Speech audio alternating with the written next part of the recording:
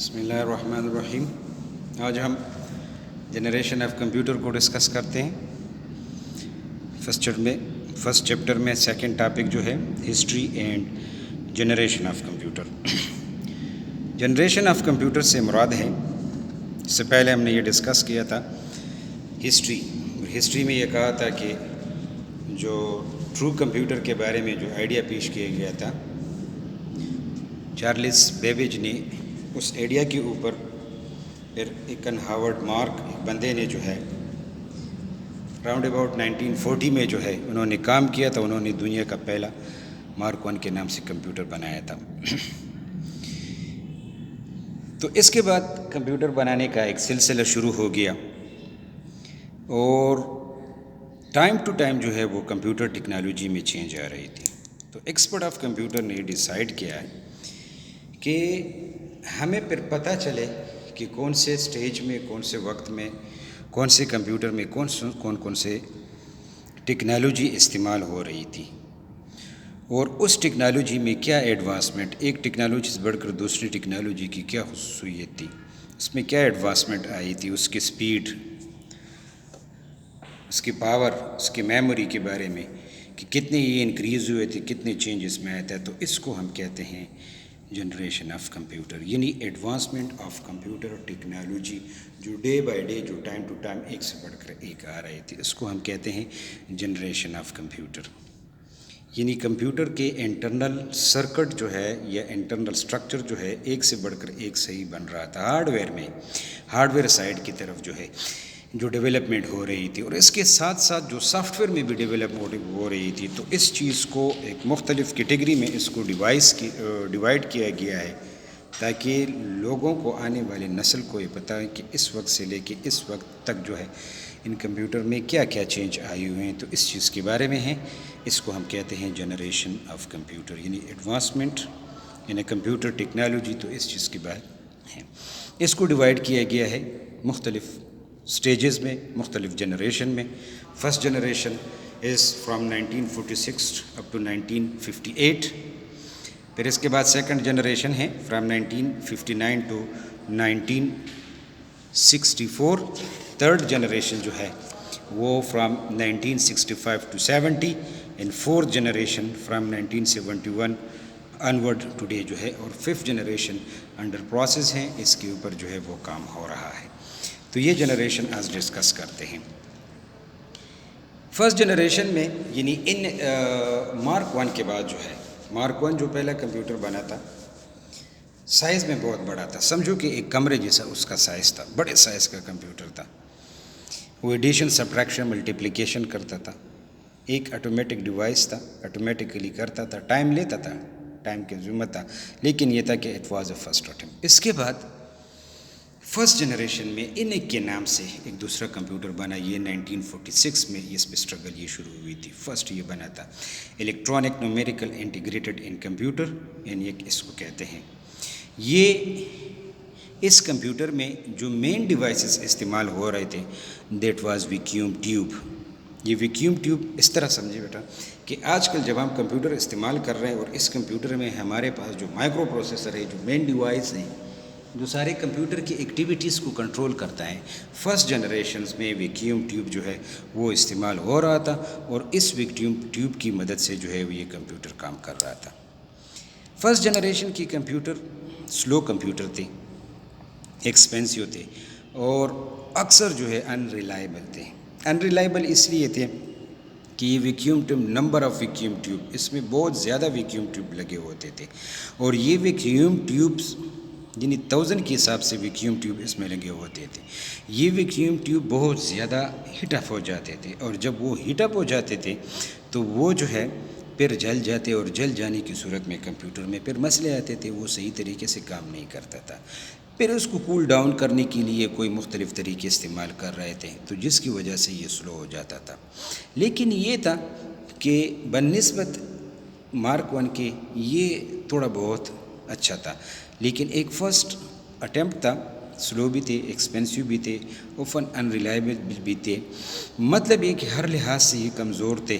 لیکن پھر بھی یہ تھا کہ ایک اسٹرگل تھی جو کہ لوگوں نے اس وقت کی تھی، اور وہ سائز میں یہ بڑے کمپیوٹر تھے، لوگ اس کے اندر گھومتے تھے اور کیبل ایک جگہ سے اٹھا کے دوسری جگہ جو ہے اس کو وہ لگاتے تھے۔ کمرشلی اس کا نگلیجبل تھا، یعنی کمرشلی تو کوئی اس کو لیتا نہیں تھا کیونکہ بہت زیادہ ایکسپینسو ہوتے۔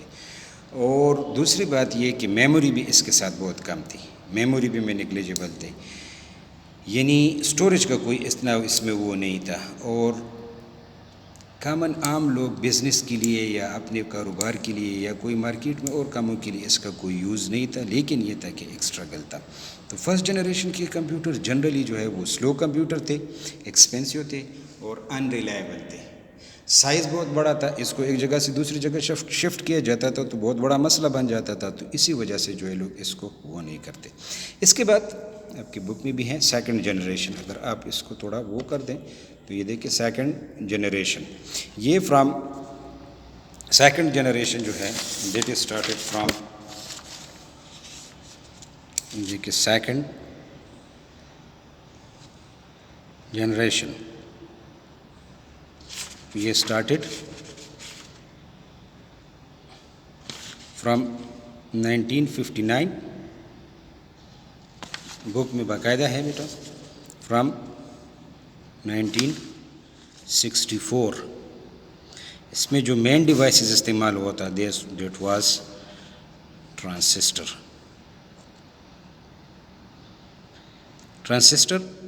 اس کا استعمال ہو گیا۔ ٹرانسسٹر اصل میں 1948 میں ڈیولپ ہوا تھا، لیکن چونکہ یوز اس کی بعد میں جو ہے جب سیکنڈ جنریشن کی کمپیوٹر جو ہے بنانا شروع ہو گیا تھا تو یہ ٹرانسسٹر جو ہے اس میں بنایا گیا۔ اسٹرکچر اس میں دیا گیا ہے، آپ اس کو نیٹ میں بھی دیکھ سکتے ہیں، آپ کے بک میں بھی ہیں، یہ ٹرانسسٹر کا ایک اسٹرکچر انہوں نے دیا ہے۔ یہ ایسا ڈیوائس تھا کہ ایک ویکیوم ٹیوب ایک ٹرانزسٹر جو ہے تقریباً راؤنڈ اباؤٹ 100 ویکیوم ٹیوب کا جو ہے یا اس سے بھی زیادہ جو ہے اس سے یعنی اتنے وہ کام کرتا تھا، بلکہ اس سے بھی یہ فاسٹ کام کر رہا تھا۔ تو جب ویکیوم ٹیوب کا زمانہ آ گیا تو کمپیوٹر کا سائز جو ہے وہ چھوٹا ہو گیا، سائز جب چھوٹا ہو گیا فاسٹر ہو گئے، ریلائبل ہو گیا، اسمالر ہو گیا اور چیپر ہو گیا، یعنی سستا ہو گیا۔ وجہ یہ کہ ویکیوم ٹیوب پہ جتنا خرچہ تھا وہ ایک ٹرانسسٹر 100 یا 200 اس کے مقابلے میں ایک استعمال ہوتا تھا، تو ظاہر بات ہے کہ وہ جو ہے اس میں یہ چینج آ گئے۔ تو ایک ٹرانسسٹر ادھر آپ کی بک میں راؤنڈ اباؤٹ لکھے کہ 40 ویکیوم ٹیوب کے جو برابر جو ہے وہ کام کرتا تھا۔ یہ اس کے ہارڈ ویئر کی طرف یہ ایک سٹیپ تھا کہ ہارڈ ویئر میں یہ چینج آ گئے، یعنی ہارڈ ویئر فاسٹ ہو گیا، ریلائبل ہو گیا اور سائز میں جو ہے وہ اسمال ہو گیا اور چیپ سستا ہو گیا تھا۔ اس کے ساتھ ساتھ سافٹ ویئر میں بھی چینج آئے تھے۔ سیکنڈ جنریشن کی کمپیوٹر میں مشین لینگویج استعمال ہوتی تھی۔ مشین لینگویج ہمارے پاس جو ہے کمپیوٹر میں استعمال ہوتی ہے، لینگویج ہمارے پاس سورس آف کمیونیکیشن، یہ آگے انشاءاللہ ہم اس کو ڈسکس کر لیں گے کہ واٹ از لینگویج۔ تو یہ سافٹ ویئر ہے، سافٹ ویئر کی شکل ہیں، ایک ٹائپ ہیں، اس کو ہم ڈسکس کر لیں گے۔ مشین لینگویج اس میں استعمال ہونا شروع ہو گیا تھا، لوگ جو پروگرام بنا رہے تھے، کوئی اسٹرکچر بنا رہے تھے، پروگرام بنا رہے تھے تو وہ اسمبلی لینگویج میں بنا رہے تھے۔ واٹ از اسمبلی لینگویج، انشاءاللہ اس کو ہم آگے جا کے ڈسکس کر لیں گے کہ یہ کیا ہے، لیکن اتنا سمجھے کہ سیکنڈ جنریشن میں ہارڈ ویئر کے ساتھ ساتھ جو ہے وہ سافٹ ویئر میں بھی چینج آنا شروع ہو گیا تھا، اور سافٹ ویئر بھی جو ہے وہ لوگ اس میں وہ کام کر رہے تھے اور اس میں ایڈوانسمنٹ آ رہی تھی، یہ سیکنڈ جنریشن میں۔ تو سیکنڈ جنریشن کا استعمال بنسبت فرسٹ جنریشن کے جو ہے وہ زیادہ ہو گیا تھا۔ پھر اس کے بعد تھرڈ جنریشن جب آ گیا تو کمپیوٹر میں ایک ڈرامیٹک چینج آ گیا۔ تھرڈ جنریشن میں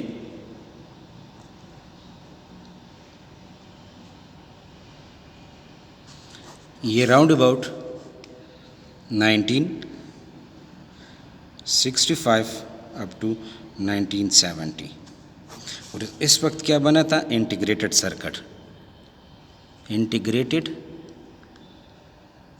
سرکٹ شارٹ کٹ ہم اس کو کہتے ہیں آئی سی۔ جب تھرڈ جنریشن انٹیگریٹڈ سرکٹ بن گیا تو کمپیوٹر کی جنریشن میں ایک ریولوشن، ایک چینج آ گیا۔ کمپیوٹر کا سائز جو ہے آٹومیٹکلی کمپلیٹلی اسمال پہ آ گیا. ایک ہلک مارک چینج جو ہے وہ اس میں آیا تھا, ایک بہت بڑا چینج اس میں آیا تھا. سرکٹ, ٹرانسسٹر اور ویکیوم ٹیوب اور وہ چیزیں ختم ہو گئی اور اس کی جگہ آئی سی انٹیگریٹڈ سرکٹ بن گیا, اور اس انٹیگریٹڈ سرکٹ نے جو ہے وہ ٹیکنالوجی ٹوٹلی جو ہے وہ چینج کر دیا. ایک آئی سی انٹیگریٹڈ, ایک سلیکان چپ پہ ایک چپ جو بنا ہوتا ہے اس طرح, جس طرح مین بورڈ آج کل جس کو کہتے ہیں, اس طرح سلیکان چپ پہ جو ہے مختلف جو ہے انٹیگریٹڈ سرکٹس آئی سی لگے ہوتے ہیں, اور اس آئی سی کی مدد سے یہ کام کرتے تھے. آئی سی جب بن گیا تو کمپیوٹر کا سپیڈ جو ہے بہت زیادہ فاسٹ چلا گیا. سپیڈ, اس کی ایفیشنسی کمپیوٹر کی اتنی زیادہ انکریز ہو گئی کہ حد سے زیادہ. مارکیٹ میں اس کا استعمال آ گیا, کمرشیل یوز, کیونکہ سائز چھوٹا ہو گیا. ٹھیک ہے, قیمت میں ڈرامیٹک چینج آ گیا. سائز کی وجہ سے اور سپیڈ کی وجہ سے, ایفیشنسی کی وجہ سے, ایکوریسی کی وجہ سے جو ہے تھرڈ جنریشن کی کمپیوٹر بہت زیادہ آگے چلے گئے, اور تھرو آؤٹ دی ورلڈ میں اس کی جو ہے وہ چرچا ہو گیا, اور تھرڈ جنریشن میں اس کمپیوٹر نے یہ ریولوشن کیا. پھر اس کے بعد فورتھ جنریشن میں یہی تھرڈ جنریشن کو آگے لے جا کے فورتھ جنریشن اس پہ کام کیا, اور فورتھ جنریشن میں اسی انٹیگریٹڈ سرکٹ کو پھر مائکرو پروسیسر میں چینج کیا. یعنی انٹیگریٹڈ سرکٹ آئی سی کا سائز اور بھی چھوٹا کیا گیا, لیکن اس کے سائز چھوٹا ہونے سے کمپیوٹر اور بھی فاسٹ ہو گیا, فاسٹسٹ بلکہ ہو گیا. اور جو صرف اور صرف کیلکولیشن کے لیے بنا تھا, وہ کیلکولیشن صرف اس سے نہیں, اس سے آگے جا کے کمپیوٹر میں اتنی ایفیشنسی آ گئی, یا لوگوں نے کمپیوٹر کو اتنا استعمال کرنا شروع کیا کہ تقریباً آج کل اگر ہم دیکھ لیں ہر فیلڈ میں کمپیوٹر کے جو ہے وہ یوز ہیں. چاہے میڈیکل فیلڈ ہے, چاہے ہمارے پاس انجینئرنگ ہے, چاہے ہمارے پاس گورنمنٹ کا کوئی ادارہ ہے, چاہے کوئی بھی ہے بزنس ہے جو بھی ہے, اس میں جو ہے کمپیوٹر آج کل جو ہے بہت زیادہ فاسٹ ہو رہا ہے. تو یہ اس کی تھرڈ جنریشن جو انٹیگریٹڈ سرکٹ بن گیا اس کے بعد. لیکن اس کے ساتھ ساتھ تھرڈ جنریشن کے انٹیگریٹڈ سرکٹ کے ساتھ ساتھ کمپیوٹر کے سافٹ ویئر میں بھی بہت بڑا چینج آیا تھا. ایسا نہیں کہ صرف ہم یہ کہیں کہ اس کے صرف ہارڈ ویئر میں یہ چینج آ رہے تھے, نہیں, سافٹ ویئر میں بھی بہت بڑا چینج آ رہا تھا, اور سافٹ ویئر بھی ایڈوانس ہو رہی تھی. تو یہ تھرڈ اور فورتھ جنریشن میں. ففتھ جنریشنس انڈر پروسیس ہیں, آرٹیفیشیل انٹیلیجنس کی بیس پہ ہیں. یہ روبوٹ وغیرہ جو ہوتے ہیں, آرٹیفیشیل انٹیلیجنس, اس کا مطلب یہ کہ سیلف ڈیسیجن پاور کمپیوٹر میں ہو, خود رسپانس دے جس طرح ایک عام آدمی وہ کرتا ہے. تو یہ ففتھ جنریشنس میں اس میں ہے.